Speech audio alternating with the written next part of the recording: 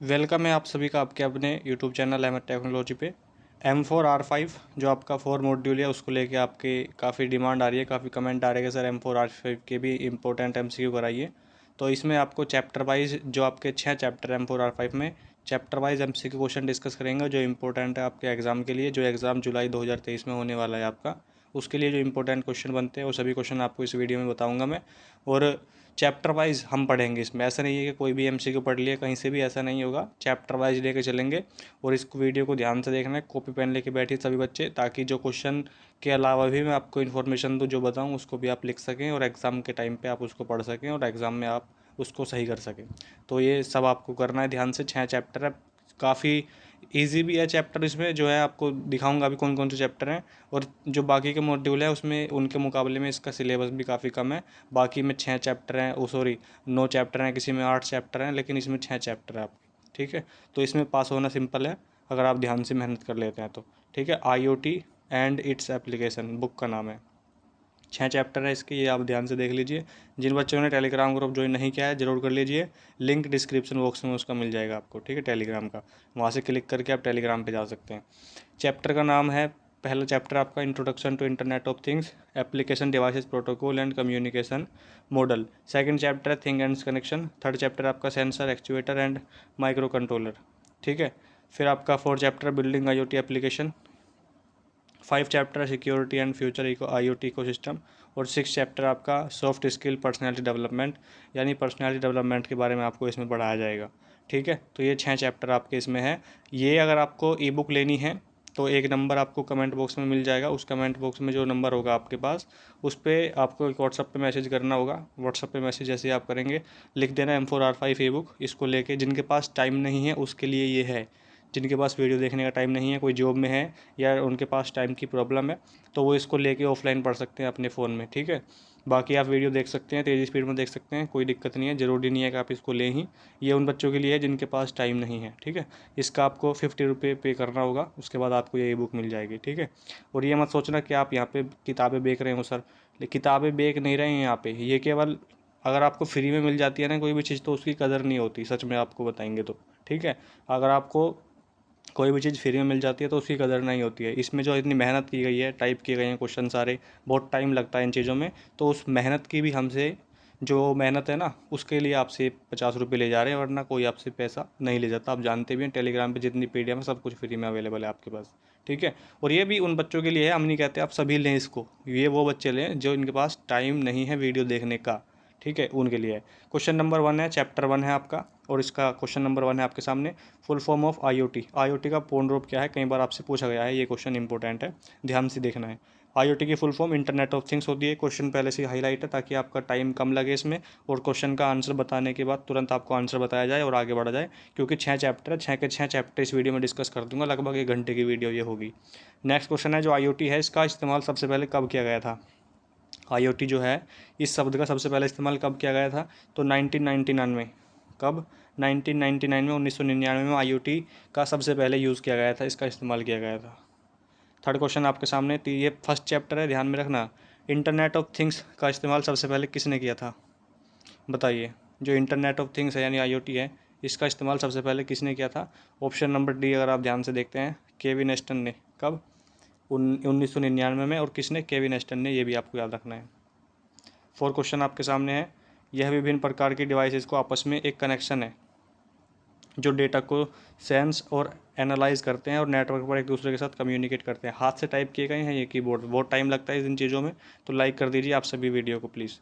तो इसका सही आंसर क्या हो जाएगा, IoT इकोसिस्टम। IoT इकोसिस्टम क्या होते हैं, वो इस प्रकार की डिवाइसेज हैं जो आपस में एक कनेक्शन, उसको सेंस और एनालाइज करते हैं ये। ठीक है, नेटवर्क पर एक दूसरे के साथ कम्युनिकेट करने में मदद करते हैं, ये होता है IoT ecosystem. Option number B. Next question है आपके सामने, ये डिवाइसेस विभिन्न प्रकार की डिवाइसेस से इन नेटवर्क के माध्यम से कनेक्ट होती हैं। इथरनेट हो गया, GPS हो गया, आपका वाईफाई हो गया, और फाइबर ऑप्टिक नेटवर्क, बाकी के सभी उपरोक्त सभी। ऑप्शन नंबर डी इस क्वेश्चन का सही आंसर यहाँ पर हो जाएगा। नेक्स्ट क्वेश्चन आपके सामने, उनका मुख्य कार्य, यानी जो ऑप्शन होंगे उसमें से कोई ऑप्शन, एक ऑप्शन आपका सही है तो उसके बारे में बात कर रहा है। उनका मुख्य कार्य अपने आसपास से आवश्यक डेटा को इकट्ठा करके उस डेटा को एक डेटाबेस के पास या एक प्रोसेसिंग सिस्टम के पास भेजना होता है। किसका काम है ये किसका काम है, ये सेंसर का काम है। किसका? सेंसर का काम है, option number D. Next question आपके सामने है, उनका मुख्य कार्य प्रोसेस किए गए डेटा। किसका मुख्य काम ये है? गेटवे का। अब है क्या काम, वो भी ध्यान से पढ़ लीजिए। इस तरीके के क्वेश्चन आपके एग्जाम में आएंगे, क्वेश्चन पेपर उठा कर देख सकते हैं प्रीवियस ईयर का 2022-21 का। उनका मुख्य कार्य यानी गेटवे का मुख्य कार्य क्या है, ये ध्यान से पढ़ना। प्रोसेस किए गए डेटा को रूट करके उसके उपयुक्त इस्तेमाल के लिए डेटाबेस या नेटवर्क पर भेजना होता है, यह गेटवे का काम होता है, ऑप्शन नंबर ए। नेक्स्ट क्वेश्चन है आपका, क्वेश्चन नंबर 8 है, वे यूज़र को डेटा से इंटरेक्ट करने के लिए इंटरफेस प्रदान करते हैं। M1R5 के आपके 7 चैप्टर कंप्लीट हो चुके हैं, प्लेलिस्ट बना दी गई है, वहाँ से जाकर आप उसको पढ़ सकते हैं, देख सकते हैं सारी वीडियो, ठीक है। 7 चैप्टर हो चुके हैं, 2 चैप्टर हो रहे हैं, वो भी आपके आज या कल में कंप्लीट हो जाएंगे। तो इसका क्या हो जाएगा? Application, option number C is the correct answer है। फिर नेक्स्ट क्वेश्चन है आपका, उनका मुख्य कार्य सेंसर द्वारा इकट्ठे किए गए रॉ डेटा को प्रोसेस करके उसे अर्थपूर्ण यानी मीनिंगफुल सूचना में परिवर्तित करना होता है। तो प्रोसेसर, ऑप्शन नंबर बी इसका सही आंसर हो जाएगा। माइक्रो कंट्रोलर, ये क्वेश्चन नंबर 10 है, IIoT का पूर्ण रूप क्या है? इंडस्ट्रियल इंटरनेट ऑफ थिंग्स इसकी फुल फॉर्म होती है। IoT की होती है इंटरनेट ऑफ थिंग्स, लेकिन IoT के पहले एक आई और लगा दिया जाता है, जिसका मतलब इंडस्ट्रियल होता है। इंपॉर्टेंट क्वेश्चन है, पूछ लिया गया है। माइक्रो कंट्रोलर IoT डिवाइस का दिमाग होता है, तो ये ट्रू हो जाएगा। ये क्वेश्चन ट्रू फॉल्स में पहले आते थे, लेकिन अब ट्रू फॉल्स आपके एग्जाम में नहीं पूछता है। हो सकता है इस बार पूछ ले और हो सकता है नहीं भी पूछे, तो ये आपको पढ़ लेना है, कोई दिक्कत नहीं है। ट्रू इसका सही आंसर हो जाएगा। जो माइक्रो कंट्रोलर है वो IoT डिवाइस का ब्रेन होता है, दिमाग होता है, ऑप्शन नंबर है। सेंसर IoT डिवाइस का मस्तिष्क होता है, गलत हो जाएगा, फॉल्स हो जाएगा। क्वेश्चन नंबर 13 में है, गेटवे डेटा के कम्युनिकेशन में मदद करता है। जो गेटवे है वो डेटा के कम्युनिकेशन में हेल्प करता है, तो सही आंसर ऑप्शन नंबर है। नेक्स्ट क्वेश्चन है, वे एप्लीकेशन जिनकी जिम्मेदारी इकट्ठा किए गए डेटा को रेंडर करने की होती है, वे कभी क्लाउड आधारित नहीं हो सकती, तो ये फॉल्स हो जाएगा, हो सकती हैं। आर्डिनो यूएनओ में प्रयोग किया जाने वाला माइक्रो कंट्रोलर क्या है? एटमेगा 328P, 100% कह सकता हूँ, ये क्वेश्चन आपके एग्जाम में आएगा। 100% लिख लीजिए इस वीडियो को, जो एक क्लिप है यहाँ से इसको काट लीजिए आप। 100% ये क्वेश्चन आपके एग्जाम में आएगा IoT में। एटमेगा 328P माइक्रो कंट्रोलर का क्या होता है? यूएनओ में यूज़ होता है जो micro controller. What is full form of MQTT? Message queuing telemetry transport, MQTT की फुल फॉर्म होती है। इंपॉर्टेंट क्वेश्चन है, आएगा ही आएगा। क्वेश्चन नंबर 17 में, smart home app security system control application, industrial control app application gateway के example हैं, ये फॉल्स हो जाएगा। क्या हो जाएगा? False, option number B.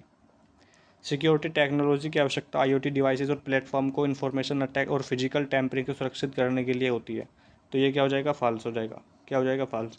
थोड़ा फास्ट इसलिए चल रहा हूँ क्योंकि इसमें आपको ऐसे समझाने की कोई ज़रूरत है नहीं खास। क्वेश्चन आपको पढ़ना आना चाहिए, क्वेश्चन को ध्यान से पढ़ना आना चाहिए, इंग्लिश में हो या हिंदी में, दोनों लैंग्वेज में क्वेश्चन होगा। और उसके बाद अगर आपको उसका आंसर आता है तो ठीक है, नहीं आता है तो फिर आप देखते रह जाओगे कि क्या है क्वेश्चन में। तो इसलिए इसमें कुछ ऐसा है नहीं, मैथ नहीं है कि आपको समझाऊंगा मैं इसके formula. Low power short range के नेटवर्क में आने वाले कुछ वर्षों में वायरलेस IoT कनेक्टिविटी पर हावी होंगे, ये क्या कह रहा है? सही कह रहा है। क्या हो जाएगा? ये सही। पारंपरिक ऑपरेटिंग सिस्टम जैसे विंडोज़ और IoT एप्लीकेशन के लिए नहीं बनाए गए हैं, तो ये क्या हो जाएगा? सही। क्या हो जाएगा? सही, ऑप्शन नंबर बी। आर्डिनो किस देश की कंपनी है? जो ये आर्डिनो है ये किस देश की कंपनी है? इटली की कंपनी है, ऑप्शन नंबर है। IoT में क्या चुनौतियां हैं? ऊर्जा की कमी, सुरक्षा, नेटवर्क संकुलन, तो ऑप्शन नंबर डी सारे के सारे इसमें क्या है? सुरक्षा जो चुनौतियां हैं। WSN का फुल फॉर्म क्या है? Wireless sensor network, option number B इसका सही आंसर हो जाएगा। आर्डिनो IDE वातावरण प्रदान करता है, ये हो जाएगा सही। LCD एक डिस्प्ले डिवाइस है, ये क्या हो जाएगा? ट्रू हो जाएगा। AMQP UDP प्रोटोकॉल का उपयोग करता है, ट्रू हो जाएगा। आर्डिनो केवल डिजिटल इनपुट पोर्ट आपको प्रदान कराता है, तो ये गलत हो जाएगा। क्या हो जाएगा? गलत। IoT वायर्ड और बेतार यानी वायरलेस और तारयुक्त और बेतार कह रहा है, दोनों संचार को आपको सपोर्ट करता है, तो ये भी आपका सही हो जाएगा। डैश पर्सनल कंप्यूटर में प्रयोग किया जाता है, कौन सा है जो पर्सनल कंप्यूटर में यूज़ होता है? Micro processor. क्या होता है? माइक्रो प्रोसेसर जो है वो पर्सनल कंप्यूटर में यूज़ होता है, PC में। AMQP का full form advance message queuing protocol होता है, ऑप्शन नंबर बी। क्या हो जाएगा? ऑप्शन नंबर बी सही आंसर है। इनको लिख लीजिए साथ साथ। IDE का फुल फॉर्म क्या है? इंटीग्रेटेड डेवलपमेंट इसका फुल फॉर्म होता है। क्या होता है? Integrated development, IDE। कौन सी TCP/IP की विशेषता नहीं है? अविश्वसनीय। क्या हो जाएगा? अविश्वसनीय, ऑप्शन नंबर डी। बाकी तीनों की तीनों विशेषता है, लेकिन यही नहीं है। यदि आपको प्राप्तकर्ता का नाम पता नहीं पता तो आप उसको पत्र कैसे भेजेंगे? तो आप क्या कहेंगे? भवदिया है। क्या कहेंगे? भवदिया के नाम से भेजेंगे। Yours faithfully, option number C. IoT सुरक्षा प्रबंधन में शामिल है हार्डवेयर के साथ सुरक्षा। क्या हो जाएगा? हार्डवेयर के साथ सुरक्षा, option number C. IoT data scalability में डैश शामिल है। क्या शामिल है उसमें? डेटा संग्रहण, data storage, option number D. IoT में सभी उपकरणों को जोड़ने के लिए किस प्रोटोकॉल का यूज़ किया जाता है? टीसीपी/आईपी, transmission control protocol, internet protocol. User datagram protocol होती है यूडीपी की फुल फॉर्म, और डी ऑप्शन पे लिखा हुआ है एचटीटीपी। यहाँ पे हाइपर टेक्स्ट ट्रांसफर प्रोटोकॉल इसकी फुल फॉर्म होती है। यूज़र डेटाग्राम प्रोटोकॉल यूडीपी की फुल फॉर्म होती है। संचार करने के लिए आईओटी से जुड़े उपकरणों की भारी संख्या है, इसे कहते हैं मशीन टू मशीन यानी M2M, ऑप्शन नंबर बी यहाँ पर सही आंसर हो जाएगा। MQTT is a transport layer protocol, false. जो MQTT है, मैसेज क्यूइंग टेलीमेट्री ट्रांसपोर्ट, ये क्या ट्रांसपोर्ट लेयर प्रोटोकॉल है? ये कह रहा है कि ये हो जाएगा false. Arduino board does not have memory, Arduino board के पास मेमोरी नहीं है, फॉल्स हो जाएगा, होती है। सेंसर आउटपुट डिवाइस है, फॉल्स हो जाएगा। सभी आईओटी उपकरण सुरक्षित है, ये फॉल्स हो जाएगा। चैप्टर 1 आपका कंप्लीट, और सेकंड चैप्टर है आपका थिंग्स एंड कनेक्शन। MCQ पढ़िए फटाफट। यह एक छोटे से कंप्यूटर की तरह होता है जिसमें एक माइक्रो प्रोसेसर, कोर मेमोरी और इनपुट आउटपुट पोर्ट्स होते हैं, उसको कहते हैं माइक्रो कंट्रोलर। क्या कहेंगे उसे? माइक्रो कंट्रोलर कहते हैं। यह आपके एप्लीकेशन प्रोग्राम को माइक्रो कंट्रोलर में स्टोर करता है, रोम। क्या हो जाएगा? Read only memory, RAM random access memory, USB universal serial bus, option number इसका सही आंसर हो जाएगा, ऑप्शन नंबर है। फुल फॉर्म इंपॉर्टेंट ध्यान में रखना। I2C की फुल फॉर्म क्या होती है? Inter integrated circuit, option number D सही आंसर यहाँ पे आपका हो जाएगा। डैश लगातार आने वाले इनपुट आउटपुट जैसे तापमान या गति के लिए होते हैं एनालॉग पोर्ट्स। कौन से पोर्ट्स होते हैं? एनालॉग पोर्ट्स होते हैं जो लगातार आने वाले इनपुट आउटपुट जैसे तापमान, टेम्परेचर के लिए होते हैं, उसकी गति के लिए, उसकी स्पीड के लिए होते हैं। नेक्स्ट क्वेश्चन है डैश सिंपल लॉजिक या यस नो जैसे इनपुट के लिए होते हैं। उदाहरण के लिए स्विच को बंद करना, वायर को ट्रिप करना, कुछ प्रस्तुत करना या नहीं करना। तो ये होते हैं digital ports, option number C. 6 question है आपका क्लोज्ड लूप कंट्रोल सिस्टम का अर्थ होता है कि इसके सिस्टम की आउटपुट इस पर निर्भर करती है, किस पे? इनपुट पे। किस पे करती है? इनपुट पे निर्भर करती है, option number B. Closed loop control system में इसके आउटपुट और इनपुट के बीच एक या एक से अधिक फीडबैक लूप होते हैं, ऑप्शन नंबर सी। ये मॉड्यूल जो है आपका ये इसी तरीके से है जैसे आप पढ़ रहे हो। आपको ज़्यादा कुछ समझ में नहीं आएगा, इसमें क्वेश्चन लंबे लंबे आएंगे आपके एग्जाम में, ठीक है। और इसी तरीके से आप क्वेश्चन पेपर देख सकते हैं, जो जनवरी 2022 में क्वेश्चन पेपर हुआ है इसका, ओ लेवल का M4R5 का, उस क्वेश्चन पेपर को पढ़िए, आपको ज़्यादा कुछ समझ में ही नहीं आएगा। तो इसलिए मैं कह रहा हूँ आपको क्वेश्चन की लैंग्वेज समझनी है, क्वेश्चन कहना क्या चाहता है ये अपने माइंड में सोचना है, उसके बाद ही आप आंसर कर पाएंगे, वरना घुमा देगा आपको, पूरी तरीके से घुमा देगा। पाइथन से ही, जैसे पाइथन है ना, उसी तरीके से इससे भी डर लगता है बच्चों को। तो इसकी लैंग्वेज आपको पढ़नी है बस। कम्युनिकेशन यानी यहाँ पे फिल इन द ब्लैंक्स में क्या आएगा? डैश कम्युनिकेशन दो या दो से अधिक डिवाइसेस को रिप्रेजेंट करता है जो एक दूसरे से सीधी कनेक्ट होती है और कम्युनिकेट करती है, तो वो क्या हो जाएगा आपका? Devices to device, option number B. Communication में IoT डिवाइसेस शामिल होती है जो कंट्रोल, मैसेज, ट्रैफिक का आदान प्रदान करने के लिए सीधे तौर पर इंटरनेट, क्लाउड सर्विस जैसे एक एप्लीकेशन सर्विस प्रदाता से कनेक्ट होता है, device to cloud, option number A. Back end data sharing एक single device to cloud communication model को एक्सटेंड करती है, लेकिन यानी ताकि IoT डिवाइसेस और सेंसर डेटा अधिकृत थर्ड पार्टीज द्वारा एक्सेस किया जा सकता है, थर्ड पार्टीज के द्वारा, तो बैक एंड डेटा शेयरिंग हो जाएगा, option number D. Arduino UNO में प्रयोग किया जाने वाला माइक्रो कंट्रोलर है, कई बार ये क्वेश्चन बता दूंगा आपको मैं, लेकिन आएगा ही आएगा, 100% गारंटी है, लिख लीजिए एटमेगा 328P जो यूएनओ में प्रयोग होता है, ये माइक्रो कंट्रोलर का नाम है। IoT में क्या चुनौतियां हैं सारी की सारी, ये आपको बता दिया है, ऑप्शन नंबर डी। थिंग्स को इंटरनेट से कनेक्ट करने का इथरनेट एक तेज और अविश्वसनीय तरीका है, ये फॉल्स हो जाएगा। ट्रांसपोर्ट लेयर सिक्योरिटी यानी TLS, इसकी फुल फॉर्म लिख लेना, transport layer security. Protocol network traffic की प्राइवेसी और डेटा की एन्क्रिप्शन को लागू करता है, ट्रू हो जाएगा। Hyper text transfer protocol secure यानी HTTPS एप्लीकेशन लेयर प्रोटोकॉल का उदाहरण है जिसे इंटरनेट पर व्यापक रूप से इस्तेमाल किया जाता है, ये भी सही आंसर है आपका, HTTPS। OSI में 7 लेयर होती हैं, इंपॉर्टेंट क्वेश्चन है। OSI की थर्ड लेयर फिजिकल एड्रेसिंग से संबंधित है, ये फॉल्स हो जाएगा। प्यारे दोस्त नरेश, तो नेटवर्क लेयर होती है तीसरी लेयर, यहाँ पे कह रहा है फिजिकल, ये गलत हो जाएगा। इंटरनेट लेयर OSI लेयर की तीसरी लेयर है, तो ये सही हो जाएगा, क्योंकि नेटवर्क लेयर जो होती है ना वो OSI में थर्ड लेयर होती है। प्यारे दोस्त नरेश, तो N से नेटवर्क लेयर होती है, ऑप्शन नंबर इसमें ए सही है, ट्रू। TCP/IP मॉडल में केवल 4 लेयर शामिल है जिन्हें OSI मॉडल के कुछ लेयर्स को आपस में मिलाकर बनाया गया है, तो ये भी आपका ट्रू हो जाएगा। क्या हो जाएगा? ट्रू। TCP/IP की full form transmission control protocol internet protocol होती है, और OSI की क्या होती है ये मैंने आपको बताई थी। एक बार कमेंट में बताना सभी बच्चे OSI की फुल फॉर्म क्या होती है। ओपन सिस्टम इंटरकनेक्शन लो बता दी। Open system interconnection model OSI standard का एब्स्ट्रैक्ट मॉडल है और 8 प्रोटोकॉल लेयर का स्टैक है। क्या 8 लेयर होती हैं OSI में? फॉल्स हो जाएगा। क्या हो जाएगा? फॉल्स। यहीं से गलत हो जाएगा। नेटवर्किंग टेक्नोलॉजी IoT डिवाइसेस को अन्य डिवाइसेस, एप्लीकेशन और क्लाउड पर रन करने वाली सेवाओं से कम्युनिकेट करने में सक्षम बनाती है। ये कम्युनिकेट है। क्या हो जाएगा? ये कम्युनिकेट। तो ये आपका क्या हो जाएगा दोस्तों? ट्रू।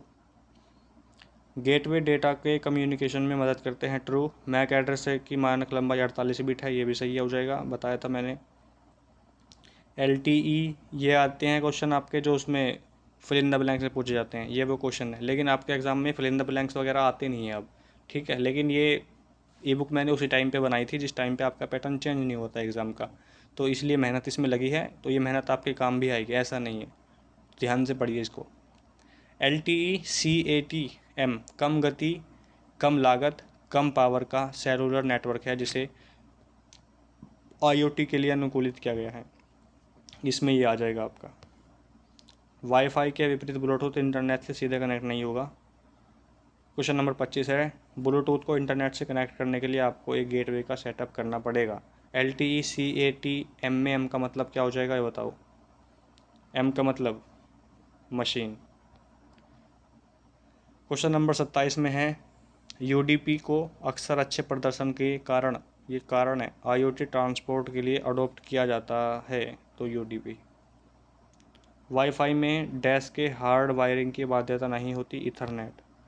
नेक्स्ट क्वेश्चन है, किडसी की उत्तम एप्लीकेशन है, यानी किडसी डैश की उत्तम LPWAN की उत्तम एप्लीकेशन है क्योंकि यह नेटवर्क का एक बड़ा क्षेत्र और बहुत कम पावर से कवर कर सकते हैं इसको। Dash application layer protocol application का उदाहरण है जिसे इंटरनेट पर, ये तो हो जाएगा HTTPS, बताया मैंने आपको। फिर है आपका क्वेश्चन नंबर 30 में देखना, डैश पर डिवाइसेस को मैक एड्रेस द्वारा पहचाना जाता है और इस लेवल पर प्रोटोकॉल फिजिकल एड्रेस के बारे में चिंतित रहते हैं, OSI। WSN का मतलब क्या होता है? Wireless sensor network, option number B. GPIO general purpose input output pins, इसकी फुल फॉर्म होती है GPIO की। क्लाउड IoT संरचना का भाग है, ट्रू। एक बार लिखा गया कोड आर्डिनो बोर्ड पर अपलोड नहीं किया जा सकता, फॉल्स। ब्लूटूथ कम ऊर्जा का उपयोग करता है। LPWAN का full form low power wide area network, ध्यान से देख लेना, LPWAN low power wide area network. TCP/IP में 4 लेयर होती हैं। सीरियल पेरिफेरल इंटरफेस, इसका फुल फॉर्म पूछ रहा है। CAN का full form control area network, controller area है। ये आपका थर्ड चैप्टर चल गया है, पढ़िए इसको। ये वे डिवाइसेस हैं जो अपने आसपास से डेटा इकट्ठा कर एवं रिकॉर्ड करते हैं, तो सेंसर हो जाएगा, ऑप्शन नंबर बी। क्या हो जाएगा? Option number B. मैं पेन भी नहीं चला रहा हूँ, आपको ऐसे ही बता रहा हूँ। क्वेश्चन नंबर 2, सेंसर की यह प्रॉपर्टी डिफाइन करती है कि जिस घटना को सेंसर माप रहे हैं उसकी अधिकतम और न्यूनतम वैल्यू क्या है, तो रेंज हो जाएगा, ऑप्शन नंबर सी।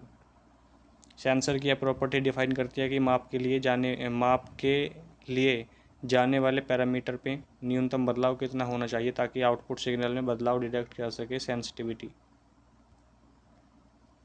इस सेंसर को अपने वातावरण को मॉनिटर करने के लिए ब्रह्मा पावर यानी बाहर की पावर स्रोत की ज़रूरत नहीं होती, पैसिव। उसके बाद है, इन सेंसर को अपने वातावरण को मॉनिटर करने के लिए बाहरी पावर की ज़रूरत होती है, तो ये हो जाएगा एक्टिव। नहीं होती है तो पैसिव, होती है तो एक्टिव। ये सेंसर कंटिन्यूस सिग्नल उत्पन्न करते हैं, एनालॉग। ये पढ़ लेना ट्रू फॉल्स वाला आप। ये सेंसर डिस्क्रीट सिग्नल उत्पन्न करते हैं, डिजिटल। जो ट्रू फॉल्स के हैं ये ज़्यादा इंपॉर्टेंट है नहीं आपके लिए, फिर भी आप पढ़ सकते हैं अपने आप।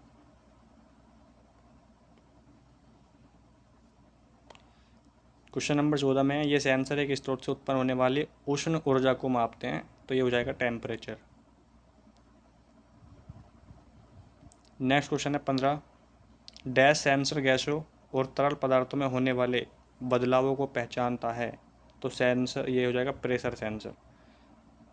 एक सोलेनाइड खास तौर पर डिजाइन की गई इलेक्ट्रोमैग्नेट है ये सेंसर गति की कोणीय दर को मापते हैं, जिसे अक्सर एक धुरी पर गति और रोटेशन की माप के रूप में परिभाषित किया जा सकता है। Gyroscope. Option number A. Dash एक आईसी है, इंटीग्रेटेड सर्किट, जिसके अंदर केवल सेंट्रल प्रोसेसिंग यूनिट यानी सीपीयू होता है। ये हो जाएगा micro processor. Option number D. REST, MQTTP, COAP, STOMP और एसएमएस आईओटी के प्रसंग में इस्तेमाल होने वाले कुछ प्रसिद्ध आउटबाउंड हैं प्रोटोकॉल हैं सारे। प्रोग्रामर को कई इंस्ट्रक्शन की बजाय एक ही इंस्ट्रक्शन इस्तेमाल करने की अनुमति देता है क्या? CICS। 16 बिट का एक माइक्रो कंट्रोलर केवल 8 बिट का इस्तेमाल कर सकता है, जिसके फलस्वरूप अंतिम रेंज उत्पन्न होती है वह ये है 0-65535।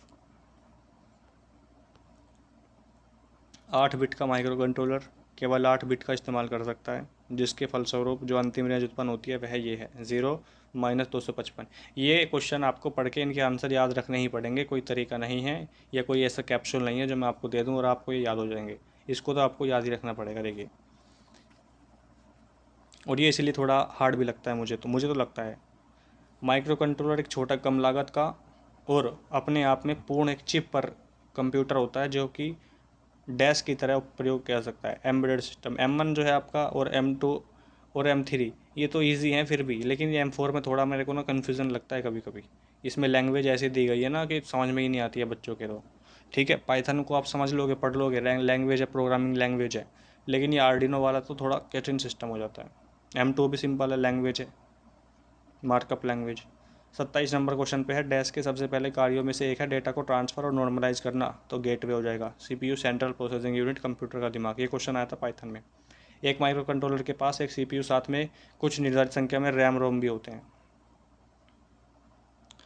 ये पढ़ लीजिए, हर सेंसर और एक्चुएटर का एक माइक्रो कंट्रोलर से जुड़ा होता है, जो पहले से डिफाइन इंस्ट्रक्शन सेट की सहायता से डेटा या कंट्रोल स्विच हासिल करने के लिए जिम्मेदार होते हैं। सेंसर क्या है? इंपॉर्टेंट क्वेश्चन है। सेंसर वे डिवाइस होती है जो अपने आसपास से डेटा को इकट्ठा करती हैं और रिकॉर्ड करती हैं। रिले क्या है? रिले एक इलेक्ट्रिकली चालित स्विच होता है। 34 नंबर क्वेश्चन है, डैश टेक्स्ट डिवाइस। ये इंपॉर्टेंट क्वेश्चन है, स्मार्टफोन पहचान करने में उपयोगी है। RFID NFC। माइक्रो कंट्रोलर में माइक्रो प्रोसेसर डैश में यूज़ किया जाता है, पर्सनल कंप्यूटर में यूज़ किया जाता है। ये इथरनेट तारयुक्त संचार में प्रयोग किया जाता है। ब्लूटूथ बेतार संचार में प्रयोग किया जाता है। DC का मतलब होता है डायरेक्ट करंट। 2021 में आया था ये। DC परिचालक, DC का मतलब होता है डायरेक्ट करंट होता है। DC इलेक्ट्रॉनिक प्रोजेक्टर का इस्तेमाल होने वाले सबसे आम एक्चुएटर हैं। LDR सेंसर है। माइक्रोवेव बेतार संकेत है।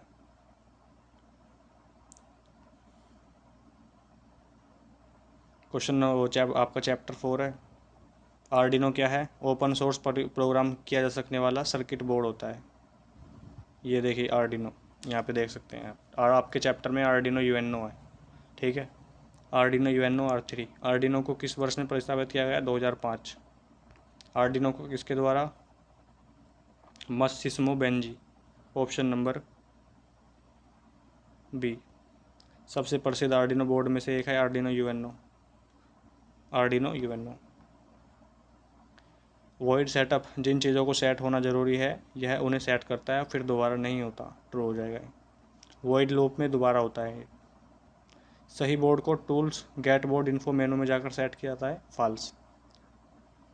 ये ज़्यादा कुछ इंपॉर्टेंट है नहीं, एक बार पढ़ लीजिए। Upload sketch option file menu में उपलब्ध होता है आर्डिनो बोर्ड में। तो आपके ये नहीं पूछेगा कि ट्रू फॉल्स में पूछ लेगा, इसको पूछ देगा किस मेनू में होता है, फाइल मेनू। किस तरीके से दे देगा, एडिट मेनू, ये मेनू, वो मेनू, तो फाइल मेनू आपको लगाना है। ये क्वेश्चन भी पढ़ लीजिए ट्रू फॉल्स के। जब आप स्केच को अपलोड करते हैं तो वह डिफ़ॉल्ट रूप से वेरीफाई नहीं किया जाता, तो ये फॉल्स हो जाएगा। AREF का पूर्ण रूप एनालॉग रेफरेंस। ए से एनालॉग और REF रेफरेंस। आर्डिनो में मुख्य होने वाली प्रोग्रामिंग भाषा सी लैंग्वेज। इम्पोर्टेंट है भाई ये भी, सी लैंग्वेज बताया। जो यह डिवाइसेज आपको आर्डिनो प्रोजेक्ट को सर्किट पर बिना स्थायी रूप से सोल्डर किए हुए प्रोटोटाइप करने की अनुमति देती है। Slice board. जब एक बार जब ब्रेड बोर्ड पर सर्किट बन जाता है तो आपको प्रोग्राम को अपलोड करना पड़ता है, जिसे कहते हैं sketch. IDE integrated development environment होता है। आर्डिनो स्केच में प्रोग्राम दो मुख्य भाग होते हैं, वॉइड सेटअप और वॉइड लूप। सीरियल डेटा का एक सिग्नल व्यापार पर भेजा जाता है जिसमें 1 और 0 की सीरीज होती है, ट्रू। ग्लोबल वेरिएबल डिफाइन किए जाते हैं सभी फंक्शन के अंदर। जो ग्लोबल वेरिएबल होते हैं सभी फंक्शन के अंदर डिफाइन करते हैं। ग्लोबल वेरिएबल इनकी वैल्यू को होल्ड करते हैं प्रोग्राम की पूरी लाइफ टाइम के दौरान। सीरियल प्रिंट क्या करता है, उसी लाइन में प्रिंट करता है जिस लाइन पे है। सीरियल प्रिंट क्या करता है, नई लाइन में प्रिंट करता है, उसमें सीरियल प्रिंट है। देखिए सीरियल प्रिंट है केवल, और इसमें सीरियल प्रिंट के बाद एन भी लगा हुआ है, ये वाला ध्यान से देखते हैं तो ठीक है। तो ये नई लाइन में प्रिंट करता है और सीरियल प्रिंट उसी लाइन में। वह मेमोरी लोकेशन जहाँ वेरिएबल की वैल्यू रन टाइम पर स्टोर होती है उसे कहते हैं एल वैल्यू। जिसने सब्सक्राइब नहीं किया है प्लीज़ कर लीजिए, बहुत मेहनत लगती है वीडियो बनाने में, सब कंटेंट्स तैयार करने में आपके लिए। एक कंडीशनल ऑपरेटर है और इसके इस्तेमाल कुछ कंडीशन के आधार पर कुछ स्टेटमेंट को एग्जीक्यूट करने के लिए होता है। तो ये हो जाएगा question mark colon semi colon. एक इंटीजर रिटर्न में एक सफिक्स भी लगाया जा सकता है जो यू एवं एल का कॉम्बिनेशन हो सकता है। डू वाइल लूप में टर्मिनेटिंग कंडीशन डैश भाग में दी जाती है, फुटर भाग में, नीचे वाले भाग में। वाइल लूप में टर्मिनेटिंग कंडीशन हेडर में। एरे की इंडेक्स वैल्यू 0 होती है। ये देख लीजिए, एक आइडेंटिफायर केवल किससे शुरू होता है, एक लेटर या अंडरस्कोर से। फंक्शन या ब्लॉक के अंदर डिक्लेयर किए गए वेरिएबल लोकल वेरिएबल होते हैं, लोकल वेरिएबल। वेरिएबल की मेमोरी लोकेशन में स्टोर की गई वैल्यू को क्या कहते हैं, आर वैल्यू। आइडेंटिफायर से आप क्या समझते हैं, एक प्रोग्राम है वेरिएबल फंक्शन का जो कॉन्स्टेंट क्लासेस, मेथड्स और अन्य ऑब्जेक्ट के दिए गए नाम को आइडेंटिफायर कहते हैं। LDR light dependent register. LCD liquid crystal display. Arduino 2005 में, बिल्कुल सही। आर्डिनो यूनो सबसे लोकप्रिय, ये भी सही है। इसमें यूज़ होने वाला माइक्रो कंट्रोलर है एटमेगा 328P। एटमेगा 328P में पी का मतलब क्या होता है, पी को पावर होता है, इंपॉर्टेंट है, लिख लीजिए, आएगा ही आएगा। आर्डिनो ID वातावरण प्रदान करता है, ट्रू। चैप्टर 5 है security and future of IoT ecosystem. किसी भी व्यक्ति को पहचानने की प्रक्रिया है, क्या है, प्रमाणीकरण, यानी उसकी ऑथेंटिकेशन से तो आप उसको पहचान सकते हैं। यूज़र की एक्टिविटी को लेखा जोखा रखना, अकाउंटिंग, जो भी उसका लेखा जोखा है। गुप्त शब्द या नंबर जो डिवाइसेस की सुरक्षा के लिए, उसको पासवर्ड कहते हैं। ये जो चैप्टर 5-6 है ना, इंपॉर्टेंट है, ईजी भी है, ध्यान से पढ़ना। डेटा को एक ऐसे फॉर्मेट परिवर्तित करने की प्रक्रिया जिसे दूसरा भी यूज़र पढ़ ना सके, इसको कहते हैं कोड लेखन, यानी इसमें पासवर्ड लगा देना एक तरीके से। कौन सी अवधारणा यह निर्धारित करती है कि यूज़र लॉग ऑन करने के बाद कौन कौन से रिसोर्सेज को एक्सेस कर सकता है, एक्सेस कंट्रोल। हैक एक मशहूर IoT सुरक्षा पर हमलों के लिए मैराइबुरनेट। 7 क्वेश्चन है, नेटवर्क स्थापित करते समय रक्षा की पहली पंक्ति क्या है, फिजिकल रूप से एक नेटवर्क सुरक्षित करना। ट्रू फॉल्स वाले इसलिए कर रहा हूँ, आप पढ़ लेंगे इसको ध्यान से, इसमें ट्रू फॉल्स में आंसर बताना है। इसमें बताया था सभी IoT डिवाइस सुरक्षित नहीं है, IoT में चुनौतियाँ सारी की सारी हैं जो double IoT, industrial internet of things. किस तरह के इलेक्ट्रॉनिक डॉक्यूमेंट में पब्लिक की होती है, डिजिटल सर्टिफिकेट में। किस प्रकार का हमला आम शब्दों की कोशिश के पासवर्ड का अनुमान लगाने की कोशिश कर सकता है, डिक्शनरी अटैक, पासवर्ड को हैक करने की कोशिश करता है। कौन सा कम्युनिकेशन लेयर को सुरक्षित करने का सही तरीका नहीं है, क्लाउड इनिशिएटेड कम्युनिकेशन। IPS का फुल फॉर्म, ये वो वाला IPS नहीं है, UPSC वाला कुछ हो रही है। Instrument prevention system. सामान्य शब्द वाला पासवर्ड जैसे 1 से 8 तक आपको अपना पासवर्ड रखना चाहिए, तो क्या हो जाएगा, ये ट्रू हो जाएगा, ट्रू हो जाएगा। लेकिन क्वेश्चन पर ध्यान से पढ़ लो, कह रहा है 1 से 8 तक के जो पासवर्ड होते हैं, ऐसे पासवर्ड को रखने से ऐसे पासवर्ड रखने से बचना चाहिए, तो ट्रू हो जाएगा ये। एक राउटर को हमेशा अपने पते या अपने व्यक्तिगत सामान्य से जुड़ा सामान्य नाम दे नहीं। शक्तिशाली पासवर्ड क्या होता है, लोअर केस भी होने चाहिए, अपर केस भी होने चाहिए उसमें। असुरक्षित नेटवर्क, सार्वजनिक वाईफाई जो होता है, हॉटस्पॉट। एक टूल जो पैकेट का पाथ दिखाता है, ट्रेस रूट। फायरवॉल का एक प्रकार है network security wall. 26 number question पे देखिए, अनचाहे जो कमर्शियल ईमेल होते हैं उसको कहते हैं स्पैम, जो आपके पास फर्जी मेल आते हैं स्पैम होते हैं। इग्नोरेंस कंप्यूटर या नेटवर्क के लिए बाहरी खतरा नहीं है, जो इग्नोरेंस है। आर्टिफिशियल इंटेलिजेंस के लिए पर्ल आमतौर पर इस्तेमाल होने वाली प्रोग्रामिंग भाषा नहीं है, पर्ल जो है। यूनिक पासवर्ड के अलावा क्रेडेंशियल और अन्य सेंसिटिव डेटा को IoT डिवाइसेस पर सुरक्षित रूप से स्टोर किया जाना चाहिए, ट्रू। हमें अपना पासवर्ड अपने कुत्ते के नाम पर रखना चाहिए, फॉल्स। ये क्वेश्चन पूछे हुए क्वेश्चन है, मजाक में मतलब नहीं नहीं। IoT का फुल फॉर्म इंटरनल गलत हो जाएगा, इंटरनेट ऑफ थिंग्स होता है। IoT डिवाइस की सुरक्षा महत्वपूर्ण है, ट्रू, सही बात कह रहा है। IoT उपकरणों को कम ऊर्जा उपभोग करनी चाहिए, सही है। चैप्टर आपका 6 से लास्ट है। ये आंसर बताया होगा इन्होंने, नगमा अंसारी का नाम यहाँ पर लिखा हुआ है। अपने अंदर की शक्ति जो हमें कुछ करने के लिए प्रेरित करती है उसको क्या कहते हो, जागरूकता कहते हो। क्या कहते हो, जागरूकता। इससे आपको ये अंदाज़ा हो जाएगा कि किस तरीके के क्वेश्चन आपके M4 R5 में पूछे जाते हैं। ये सारे क्वेश्चन प्रीवियस ईयर के इसीलिए लिए हैं ताकि आपको अंदाज़ा हो जाए और आप इसी लेवल से पढ़ाई करें। पहले भी कह दिया, एक बुक जरूर ले आइए, बुक नहीं लोगे तो उसमें आपका ही नुकसान होगा, मेरा कुछ नुकसान नहीं है, ठीक है।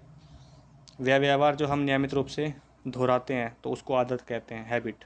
पर्सनैलिटी को कई फैक्टर्स के जोड़ से पहचाना जाता है जिन्हें क्या कहते हैं, पर्सनैलिटी यानी निर्धारक।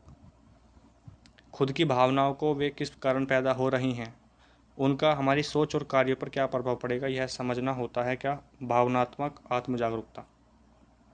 ये पर्सनैलिटी यानी व्यक्ति के ऊपर दिया गया चैप्टर है, इंसान के, आपके ऊपर।